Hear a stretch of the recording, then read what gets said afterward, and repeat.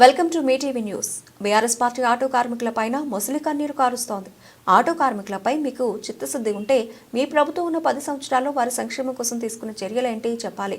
Metro వస్తే ఇతర వాటిపై ప్రభావం పడిందని, మహిళలకు ఉచిత ప్రయాణం ఇస్తే ఆటోలపై ప్రభావం పడిందని ఆరోపణ తప్పు. బస్సు ప్రయాణికుల ఇంటికి వెళ్లడం లేదు. గతంలో లాగానే బస్టాండ్ నుండి పోతోంది. ప్రజలు ఇంటి దగ్గర నుండి బస్టాండ్కు వెళ్లడానికి ఆటోలు వాడుతున్నారని మంత్రి పొన్నం ప్రభాకర్ అన్నారు. టీఆర్ఎస్ పార్టీ ఆటో కార్మికుల పైన మొసలి కన్నీరు కారుస్తూ ఉంది. నిజంగా వాళ్ళు ప్రభుత్వం 10 సంవత్సరాలు ఉన్నప్పుడు ఆర్టీసీ కార్మికులకు తీసుకున్న సంక్షేమ కార్యాలయం అని ఉంటే చెప్పాలి. ఉదాహరణకు మెట్రో వస్తే ఇతరులపై ప్రభావం పడ్డదనో, మహిళలకు ఉచిత ప్రయాణం ఇస్తే ఆటోలపై ప్రభావం పడ్డదనో చెప్పేటువంటి ఆరోపణ తప్పు. మేము ఎక్కడ కూడా బస్సు ప్రయాణికుల ఇంటికి వెళ్ళడం లేదు. బస్సు గతంలాగానే బస్టాండ్ నుంచే పోతా ఉంది. ప్రజలు ఇంటి దగ్గర నుంచి బస్టాండ్కి రావడానికి ఆటోలు వాడుకుంటా ఉన్నారు. అవును, ఎన్నికల హామీ మేము 12,000 రూపాయలు సంవత్సరానికి ఇస్తామని చెప్పినాం.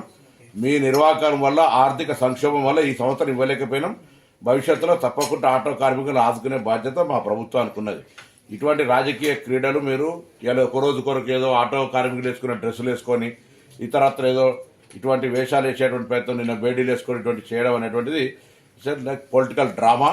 అటువంటి చేయకండి. నిజంగా మీరు ఏమైనా చిత్తశుద్ధి ఉంటే నేను అడుగుతా ఉన్న టీఆర్ఎస్ రిజిస్ట్రేటర్ పార్టీ కావచ్చు, టీఆర్ఎస్ పొలిటికల్ పార్టీ ఎన్నడైనా ట్రాన్స్పోర్ట్ మినిస్టర్కు ఆటో కార్మికుల మీద ఈ డెమోక్రసీలో ఈ సమస్యలు నేను రిప్రజెంటేషన్ చేసిరా?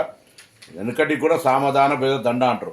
అవేం లేకుండా మీరు కనీసం రిప్రజెంటేషన్ కూడా చేయకుండా మీరు అటుగా ప్రొటెస్ట్కి వెళ్ళిపోతే మేము అనేక సందర్భాలు ఆటో కార్మికులతో సమావేశాలు పెట్టినాం. రండి, ఆటో ప్రతినిధులు తీసుకొని బరాబరుగా డెమోక్రటిక్గా మా ఆఫీసులో కూర్చొని మాట్లాడదాం. అంతేగాని ఇటువంటి వాళ్ళ పేరు మీద మీరు పొలిటికల్ ప్రోగ్రాం తీసుకునేటువంటి ప్రయత్నం చేస్తే ఇది మంచిది కాదు సమాజానికని మనం చేస్తాము.